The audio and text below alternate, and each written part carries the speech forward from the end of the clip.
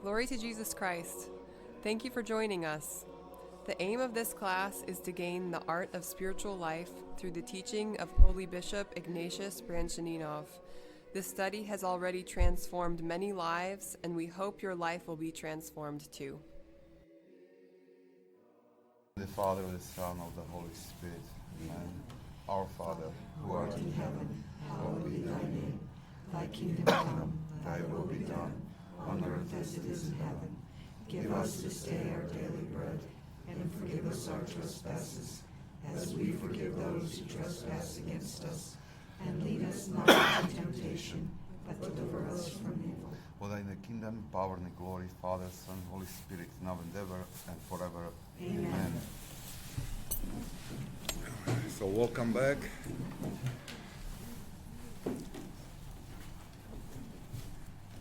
You can see that our young friends, they're on their vacation.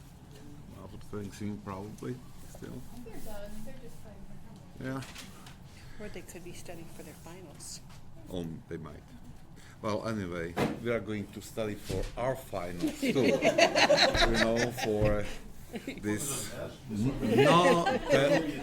Finals is. These are our death and entering eternity. And actually, we are going to continue now with this teaching on prayer from Bishop Ignatius, and this part we are going through today. It's a very, very nice part, and actually we should be familiar with that, but it is good to remind things which are important. So, well, let's start. We are on page 139, and we start from the first paragraph there, which follows from top. Sometimes our petitions are heard immediately. Sometimes, according to the words of our Savior, shall God not avenge his own elect, which cry out day and night to him, though he bears long with them? In other words, he fulfills our petitions after some delay. He sees that we need some time to be confirmed in our humility, that we need to become tired and to see our sickness, which always reveals itself very unexpectedly when we are faced with ourselves. Prayer, like conversation with God, is by its very nature a great good, which is in itself often much greater than those things that we ask of God. And the all-merciful God, when he does not fulfill our petitions, leaves the petitioner with his prayer, so that he may not lose it or leave this great benefit as soon as he receives the lesser good he requested. Yeah. Well, we can understand really correctly these words, because probably all we thought about prayer many times, especially why my prayer is not working, why God doesn't answer, why God allows those things which are happening even while praying, that for protection, for removal, these especially things which are a little bit difficult for us or painful for us. And this is very common, and we think about this, and because it is sometimes it's almost in prayer. The prayer is the cause of many crises. We know, we believe in God, we believe in Jesus Christ, we believe in his grace, in that he's good, and then we have experience that it's not working, that we pray and we don't feel this answer from God is not coming. Oh, welcome. It's not coming to us. And Brianchaninov, he gives us wonderful explanation, first part, because he will continue, but he says that, well, sometimes God waits, because in this time of waiting, we are maturing in faith. We become more humble, and many times we are asking for things it's which it's too early to ask for. We are not ready for those things. And so there's many reasons why he's waiting, but the biggest reason what he gives us is that we should be healed from wrong understanding of prayer. Prayer is not that I am asking that give me, give me, give me. Prayer is activity which shows my relationship with God. So it is activity which shows this my connection with God, and it is like the same thing as we are with person we love. It doesn't mean that we always ask something. We just talk, we enjoy presence. We are in that presence. And even you probably heard expression, even silence is prayer sometimes. When we are silent in front of God, when we are in His presence, it can count as a prayer. And the same thing is, that two people who love each other, they can sit in silence sometime next to each other. There is no need for words. They just spend time together in their presence. And he wants us to he wants us to understand that we should take this prayer. We should be healed from this wrong understanding of prayer. That I pray because I am just asking. And if you remember from last class, it is that we should start with praise, then to ask for forgiveness, and then in the end, with humble heart, we should ask for needs we need. So I think that this is many times when if we wait for answer, for this answer from God, if we are praying for and God doesn't answer, we always have to search our heart. What is the problem there? To really even to pray for understanding why we are waiting. Because through this, God usually teaches us something. All right. Do you have some kind of comments or thoughts to share? All right, let's continue. Okay. God does not grant petition whose accomplishment would be accompanied by negative consequences. He does not grant those requests that are against His holy will or contrary to His all-wise, unaccountable purposes. The great Moses asked to be allowed to enter the promised land contrary to God's will, and his prayer was not answered. The holy David prayed for the preservation of his son, strengthening his prayer with fasting, ashes, and tears, and his prayer was not answered. And you, whenever your request is not acceptable to God, submit yourself humbly to the will of the all-holy God, who, for unknown reasons, left your petition unanswered. The holy apostle James says the following to those sons of the world who ask God for earthly goods for the satisfaction of their worldly desires. You ask and do not receive, because you ask amiss, that you may spend it on your pleasures. Yeah. So he gives us another reasons why God doesn't answer our prayers. And this is that he does not grant those requests that are against his holy will or contrary to his all-wise purposes. And it's difficult to understand this, especially when we are in some kind of from this human perspective, which we have, and we understand things. we cannot understand why God doesn't want to give us this good thing. When when I was in seminary, what happened was that during my time, many seminarians lost their fathers. It was really like black, you know. I lost my father in seminary too. And somehow it was this our common experience that, look, I remember one, he's now, oh well, it's okay. And whole seminary, these 400 young men, and we prayed every day for his father, asking for recovery. He was sick. It was like longer, like illness, and then he died. And you question at the time, why? He was still young. He was still like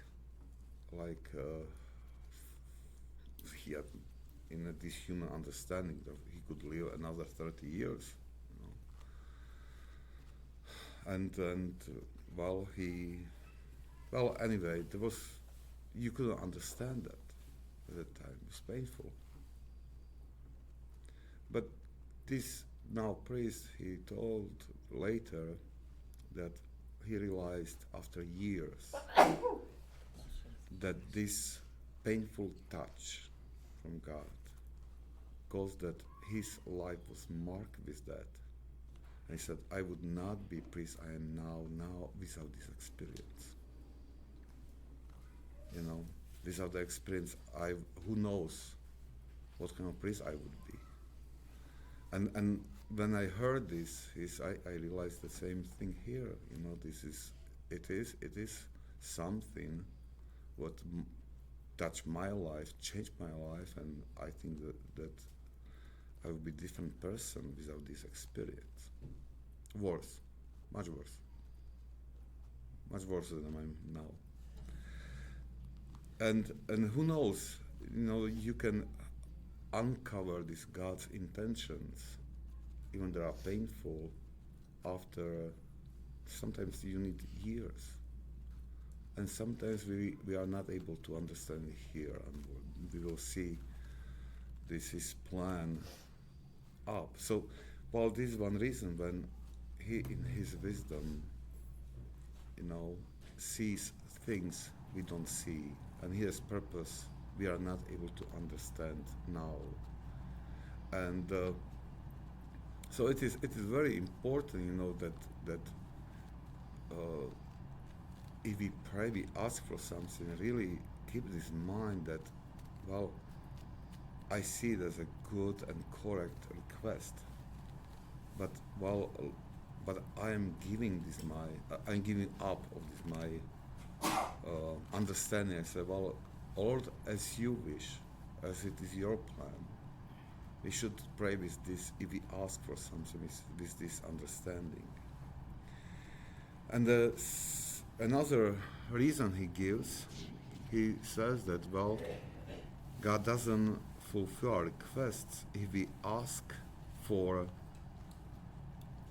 satisfaction of our worldly desires.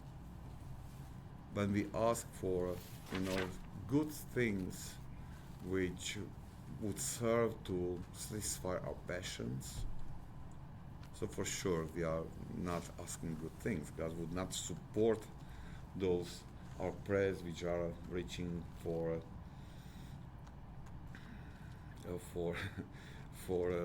some kind of bad things. Especially it was funny when I became priest, and at the time I still reached this very old generation, that ladies especially, and they had a very simple, beautiful approach to faith. You could learn a lot from them, but sometimes even in this simplicity they had very funny requests, that it was difficult to let's continue because it's if we not worth it. It's like for some different forum.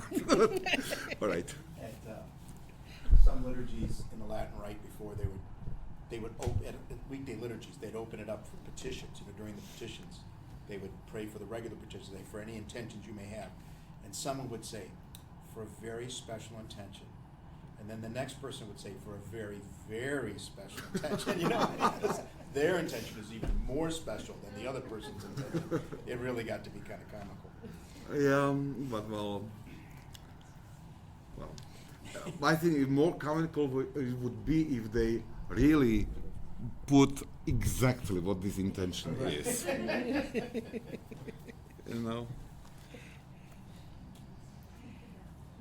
Okay. Let's continue. I have to overcome my temptation. All right. We're all like this. I know, and I'm like trying to get out. I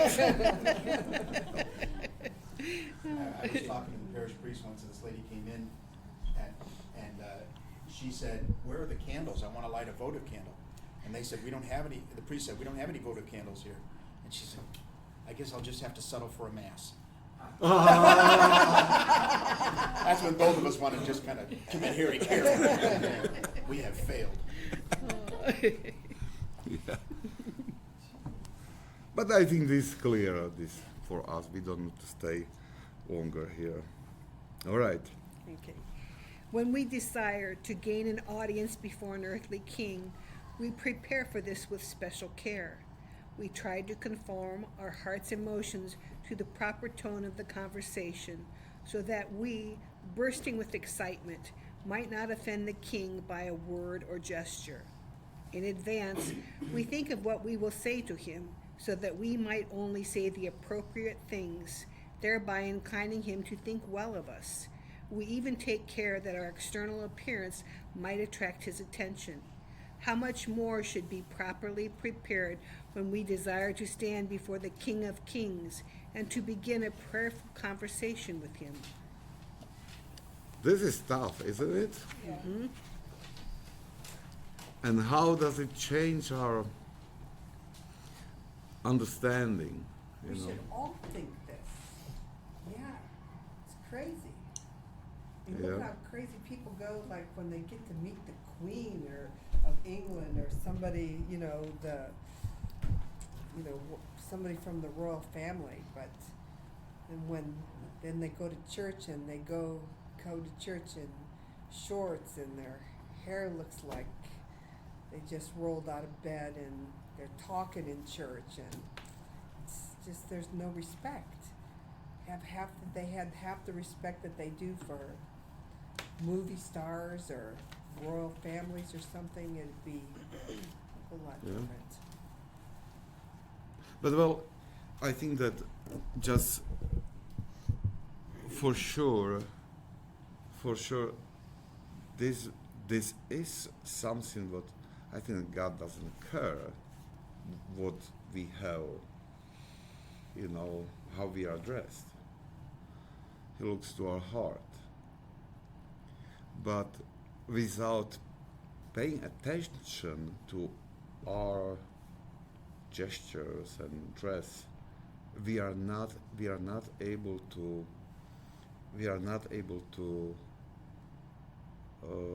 prepare our heart well. This act of preparation is so like before sleep. Put, suit, dress, say a prayer, then go to sleep. I'm joking. But you know what I mean.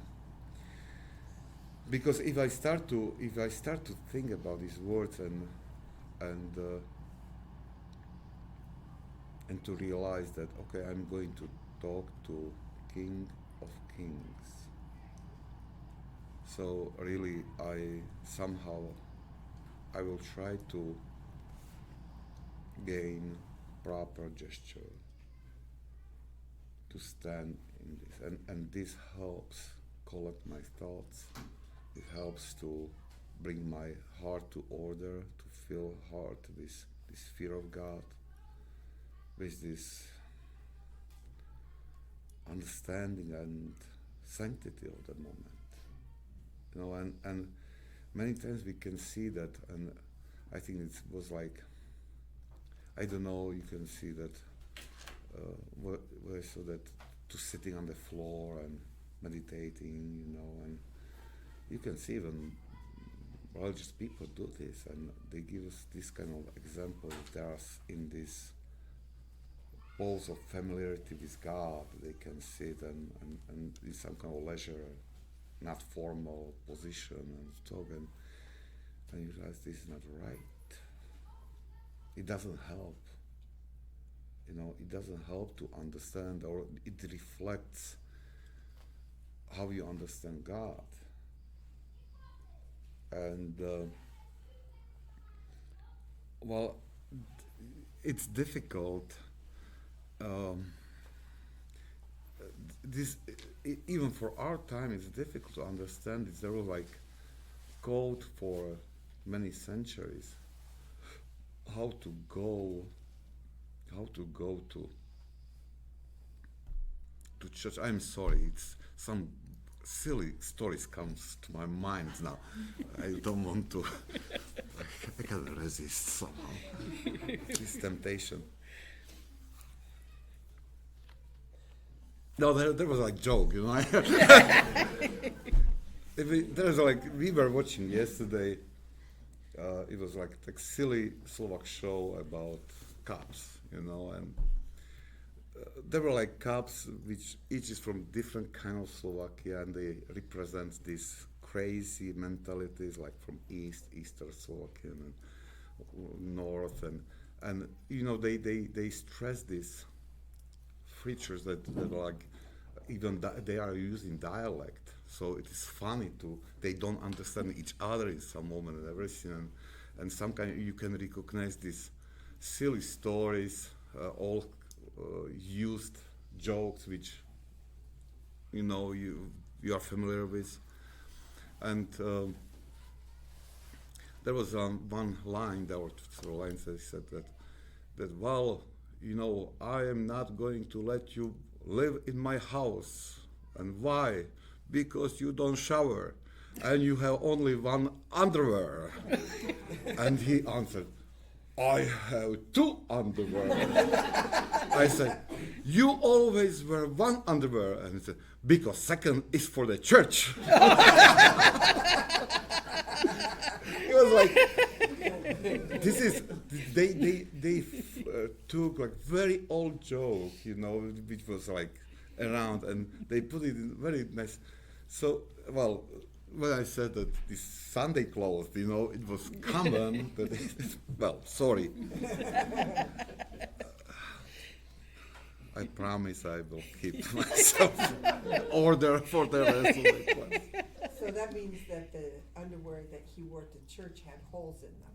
They were holy. No, he didn't wear them because he was not going to the church, you know. Well, it's difficult to explain joke in other language, especially if it is in dialect, even, you know. So it's difficult. But what I mean is, but even this joke says about that this common thought that there were clothes for normal life, set of clothes for church. You didn't take this clothes maybe for wedding, funeral, or bigger events, but it was like clothes for church. And in some way it's funny for us maybe now, but if you realize that just this act that you are putting on yourself something special, you know, and it is just for church, it's already, this was like act of preparation. You were putting some kind of atmosphere to your life, to your heart. So you started preparation. Yes, Joanne? Yeah, on the other hand, when we dress up to come to church, we're evangelizing without using words because our neighbors are seeing that we're going to someplace special because we're dressed up. Sure. And when you're dressed up, you feel special. Yeah.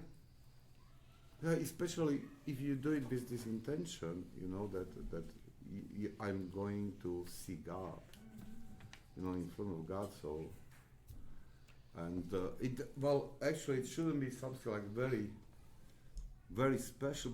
The best what we have. Well, that's what there used to be a common phrase. You wore your Sunday best. Yes. That was a common phrase. We don't hear that anymore. Or your Sunday go to meeting clothes, they used to call them too, but you know, in the rural areas. But your Sunday best, because you saved your best clothes for Sundays. And like you said, weddings and funerals and that. There was a friend of mine, he only wore a suit at those days. That's the only days he wore a suit, when he went to church. And he never wore a suit other than that.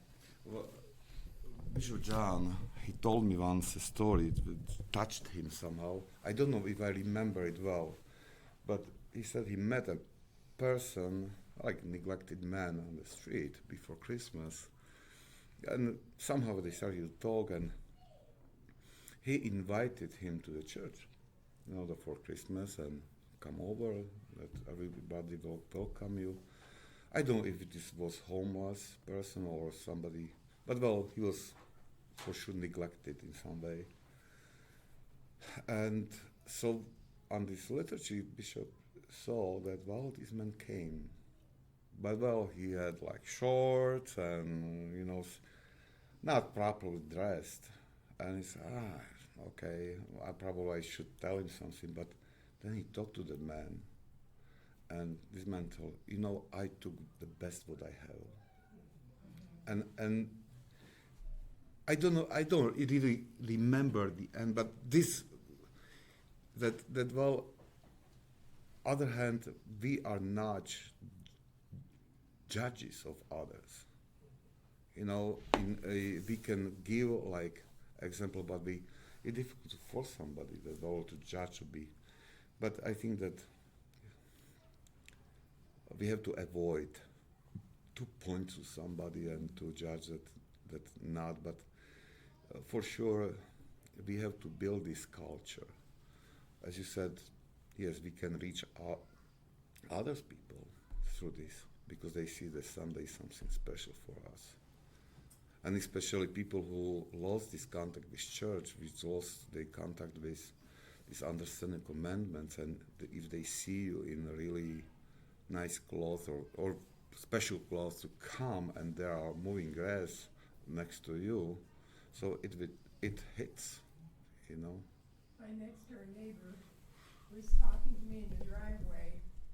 Our driveways are together, and somebody pulled into his driveway and was talking to him, and he said, "What is today? Is this Saturday?" Or what? My neighbor said, "Joanne's got a dress on, it's Sunday." Yeah. But well, again, we should keep in our mind the point of that. Right. You know, that even like this, our preparation for the church, for the liturgy starts how we are ready for the church. Mm-hmm. We are ready to prepare ourselves for that. And if we start to think this way, so we put to motion all this like aspect of our soul which will try to gain this attentiveness, you know, and all those good movements of the soul which would lead us to this fear of God, to this respect for God, which opens doors for them for these graces that are coming from the liturgy. All right, let's go. Another paragraph. For man looks at the outward appearance, but the Lord looks at the heart. However, the condition of a man's heart is most often reflected in his face and his general appearance. Thus, when you pray, you must position your body in the most appropriate way for prayer. Stand like a convicted criminal, with head bowed low, not daring to look up at heaven, with hands either lying at your side or folded behind your back, as if bound with ropes, as criminals caught in the very act are also bound.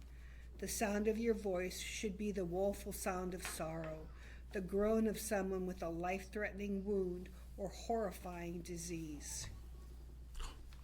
Another powerful thing, to stand as the convicted criminal in front of a judge, bound with ropes. Powerful images. And it's very important.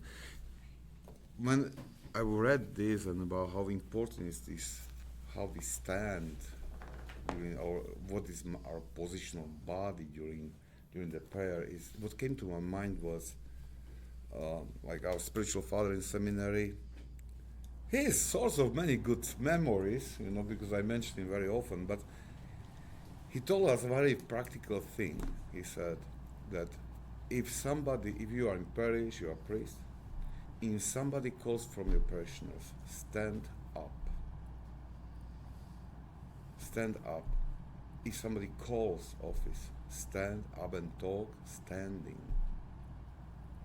I said, what is he doing? And he said, well, they cannot see you, but they can feel your position.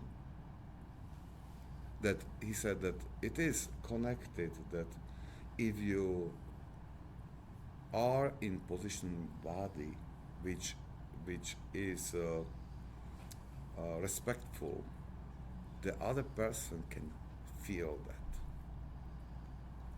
And it works. It works. It really works, and even when I realized that it's different when you follow this, or you just sit somewhere on a couch in comfortable position and together with friend, the discussion is different level. So it means if it works, these are way how we communicate among ourselves. If our posture affects this communication, how it is with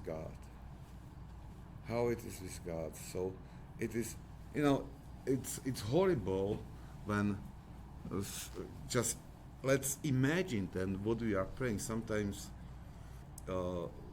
we take like very, very easy position to sit well and everything, and then we pray with our legs are straight, very comfortable position. We say, Lord, please forgive me because I'm a big sinner. Yes, we say these words, but whole our body doesn't support my prayer. Because if I'm serious about that, I'll be kneeling, or and he's standing like this image that I am this criminal who needs grace, who needs forgiveness from the judge, that I am that one who deserves death.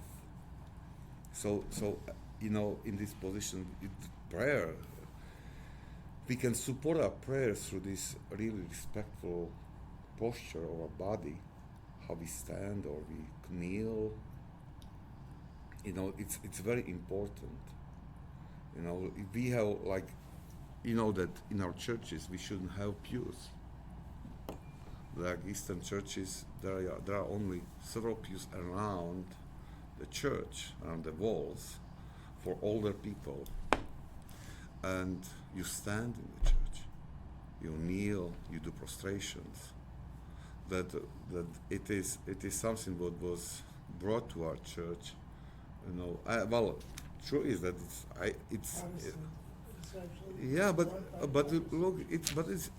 we adjust so much that I have difficulties to imagine something like that, and maybe it's connected when I was a child. So we went to Romania, and one Sunday we went to, it was an Orthodox, I think, cathedral anyway, and maybe we were tired from traveling or something. I remember it was very long, and you don't have a place where to sit. So I remember I went to, there was a pew, or bench, you know, and while I went there to sit, one old lady with zeal came and she get me out, you know.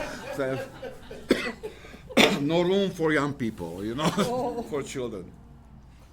Maybe this is some had effect on me, but I understand this because then you are forced to gain some kind of posture. In pew, there is a temptation that you go to some kind of, you find the best, more comfortable position, you know, and but well, we are adjusted to this. We are not going to remove pews tomorrow, you know, maybe next week, you know. So but you know what I mean. It is that it's very important, and this gesture, bodily gesture, or posture, or are very important. If we want to pray well, we cannot neglect this, because prayer is not only act of our mind or our soul. We are like whole being, body and soul and spirit. So it is. We have to always be involved totally as a whole being in this process of praying. What about for the Jesus prayer? Well, for Jesus prayer, it depends. Okay, you can sit. There's one option. You know, you can sit during. Even ascetics, they would tell that, well, you should stand. You know, you should stand and to pray. Usually when they do vigils, these hesychasts, so they pray standing for 8 hours, vigil, during the whole night. And they, in the end, they come in with prostrations. So they force body to be involved. But very common recommendation is to sit. You know, you can sit. The same thing is if you read Psalms, you can sit. Like this catechismus, during catechismus, you can sit. You know, so there are some kind of this. Well,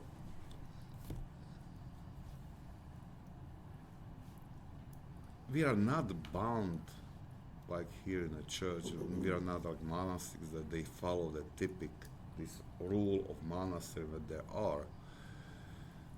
Nobody forces us to do this or somehow. But what is important is that to remember. You know, it's to remember that to really put body to respectful posture. You know, that may body reflects this, that, you know, and to realize what I'm going to do. You know, that if I'm saying prayer and I am asking like for forgiveness, like in these evening prayers we have, you know, I'm saying, asking God to forgive me, and I'm just having like very comfortable position which doesn't reflect the spirit of this or meaning of this prayer, so then it afflicts my prayer. You know, it's prayer is for real. If we are talking with God and we are asking for very important things. So we should not do it like in this position which doesn't reflect seriousness. I am not saying like when we are using these short prayers that we are in the store, for example, shopping, and something comes to mind and we say, "Oh Lord, have mercy," for some kind of person, for ourselves, for some kind of need, and we are just bending and we are taking milk from the shelf. So it doesn't mean that the time to stand up, to raise this posture. No, we just say this, you know. But I'm saying about these times which are dedicated to prayer in the church, you know, and yeah, and morning, evening prayers during day which we dedicate to God. You know, even if we do some kind of this holy hour in the church, it should be respectful. Body should help us to concentrate on prayer, to clear our thoughts, to help us to pray well. And when we start to pay attention to body, how we stand, what kind, we will see that it will support our mind, or this concentration on mind, or this sorrow of heart comes easier. Does it make sense? Try it, and through experience it's better than to follow that than to just to hear about that. It's interesting. Did you hear about that during your life? Somebody taught you that? Okay. So some people, they say yes, some people say nothing. And those are like simple things. These teachers of spiritual life, they teach us, which can help us to grow. And there are small adjustments, what to do, and they have huge impact on our prayer life. All right, so let's continue. We have still some time. God looks into the heart. He sees our most hidden, subtlest thoughts and feelings. He sees our entire past and our entire future. God is all-knowing, and thus stand during your prayer as if you stood before God himself. Indeed, you do stand before him. You stand before your judge and all-powerful Lord, on whom your temporal and eternal fate depends. Use this time before him to ensure your future blessedness. Do not let this audience with the King become a reason for your temporal and eternal suffering.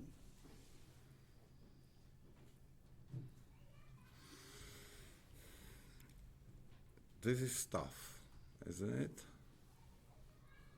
That Brianchaninov goes from this preparation of body, exterior things, to our heart.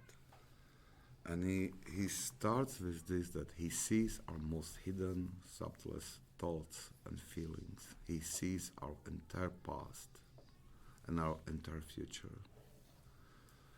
And that we can easily somehow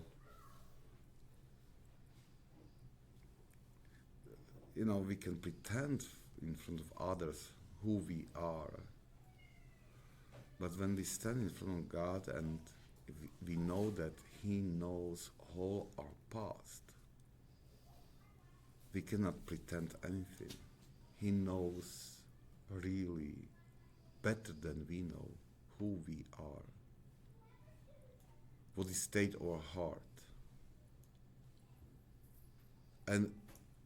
And this might be horrifying, because if we stand like totally naked in front of God, that he sees our heart, our state of our heart,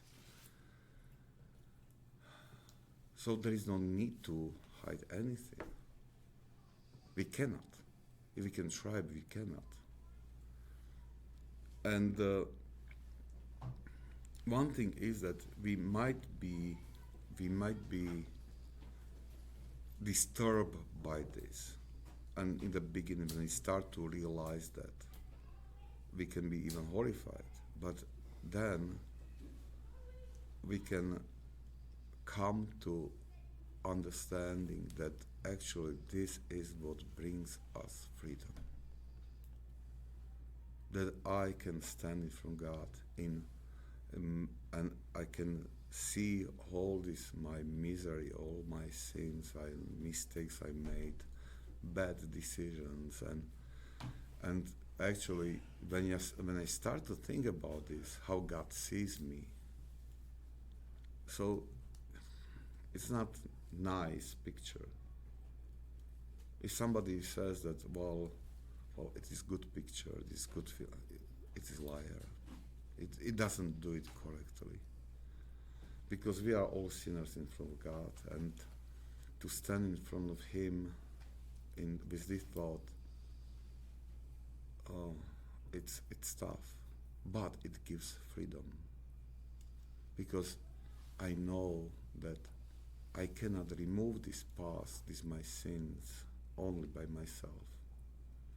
That I am approaching God who wishes to make me clean, who wishes to be forgiven, to be without sin, who wishes so much that He gave His own Son to die for me,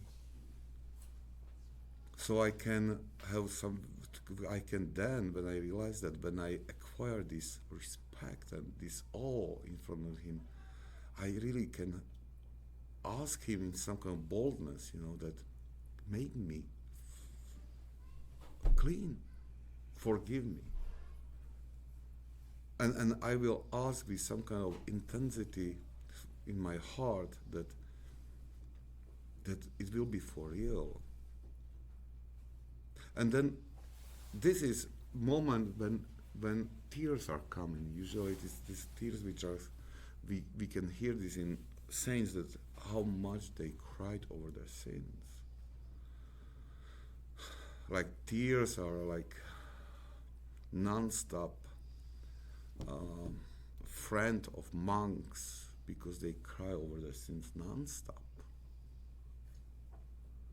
But once I realized that, who I am and how God wants to heal me, heart is so moved that I have to cry. These tears are going out. But those are not tears like emotion, like which comes from false emotions.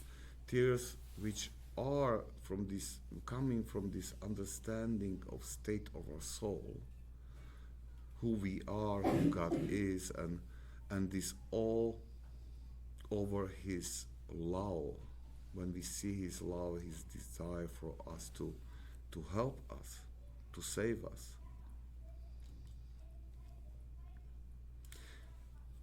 And look how it is that with this prayer that we are talking last class, now we still are talking about preparation for prayer. We're still not talking about prayer itself. And I don't know who said this, that about this preparation.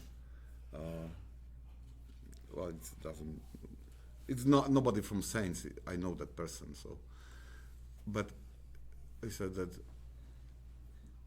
if you make like 15 minutes preparation, but it was pretty said, if you make 15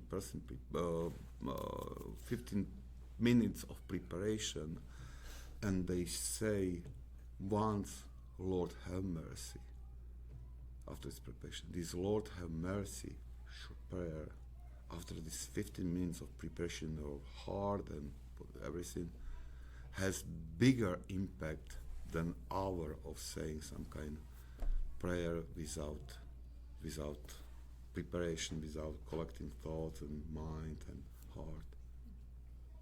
So it, and now you see that, well, if before we starting to pray, we are dressed well, we are standing in position of respect, or we are kneeling, or we are sitting in respectful position. And now we prepared our heart with this, that God sees everything, and He wants, His desire is to save me. If we make this, how different than our prayer is. And then our requests, which we were preparing during the day, in this light, they become like nothing. I'm asking for something, and it doesn't match. It doesn't fit to this understanding which I gained through this preparation in my heart. It makes sense? Comments or questions? All right, so let's continue. Another paragraph.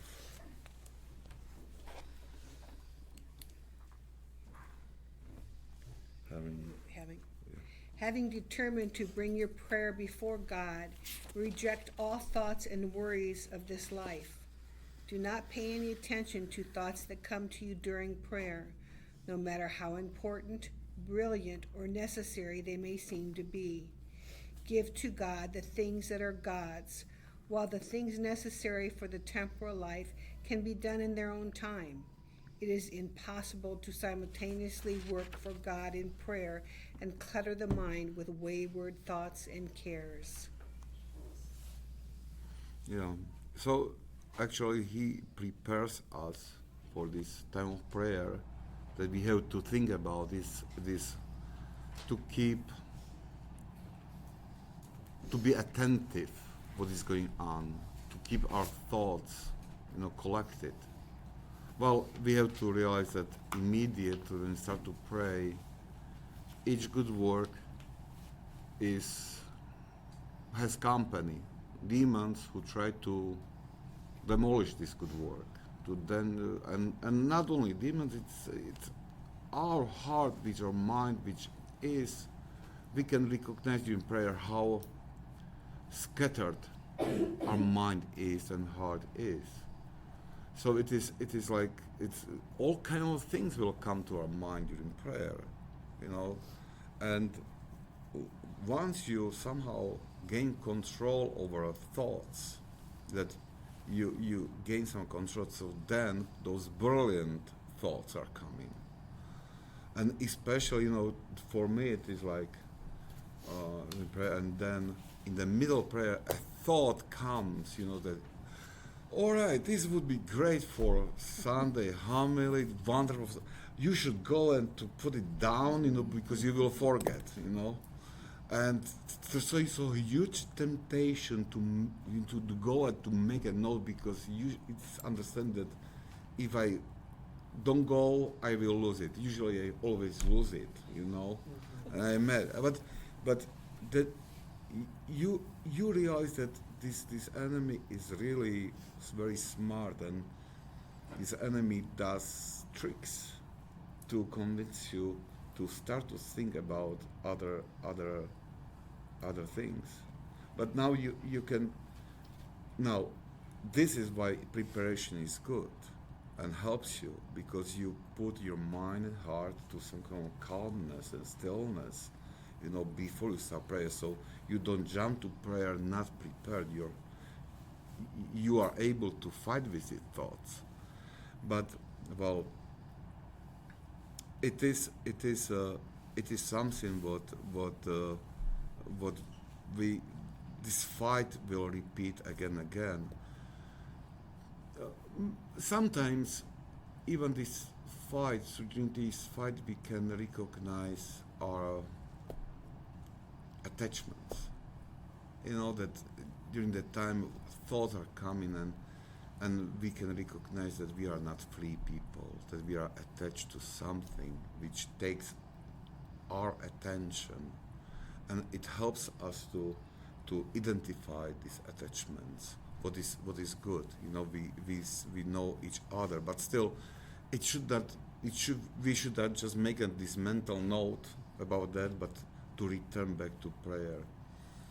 But again, if this standing in front of God in full our poverty and some kind of denial of all of ourselves, our plans and desires, our wisdom, our will, before prayer, just to really stand in front of God fully, like whole being, this helps. This preparation, this kind of preparation helps be concentrating in prayer. Right. Well, if you're in prayer and become distracted, you go back to the beginning. No. You just go and you continue. It shouldn't be like,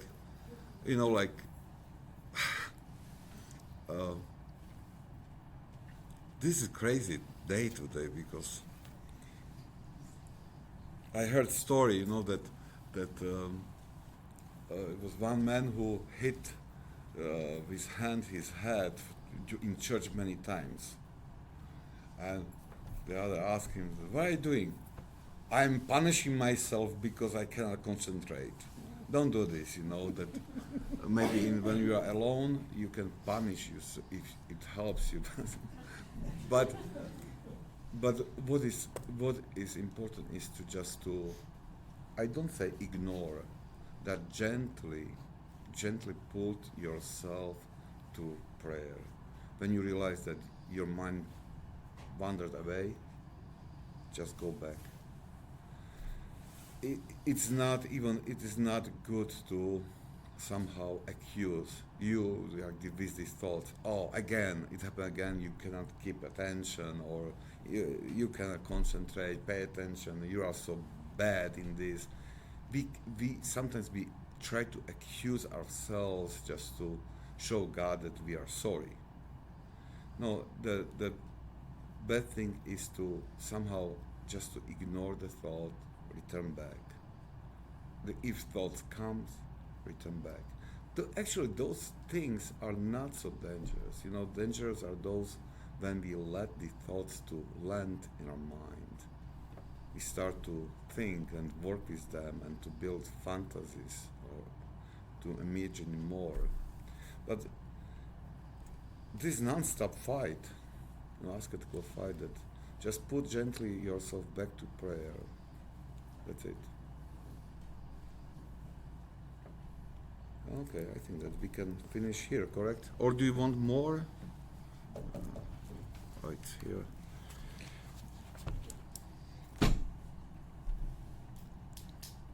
Can I make a comment? Yes, you may. Okay. Talking about that, it reminds me in the liturgy all the time, I think St. John Chrysostom knew that same thing, because look at how many times during the liturgy it says, "Let us be attentive." Correct. Yeah. A friend of mine told me that the reason that was inserted into the liturgy was because when the liturgy used to be longer and everybody was standing, people would sit down and kind of nod off sometimes, especially at the bigger cathedrals, and so they inserted that into the liturgy to actually wake people up and let them know that it's time. Yeah, well, that's why in the Latin Rite they used the bells, because that was before there were microphones. Yeah. And people didn't know what was going on up there because the priest's back was to them, and the bell told them, oh, this is the important part. In fact, they would church start ringing at the Sanctus, they would start ringing the outside bells, and people would just come in just for the consecration and then leave again. So it was, that was part of, because they didn't receive communion all that often back then, but the bells were there just to let us know this is what's going on, because there were no microphones. We hope you enjoyed this podcast. Please share it with those who might like to be enriched by this teaching of Holy Bishop Ignatius. If you live in our area, we would love if you could join us for our study in person on Monday nights at 7 p.m. at St. Nicholas Byzantine Catholic Church in Barberton, Ohio. Thank you, and God bless.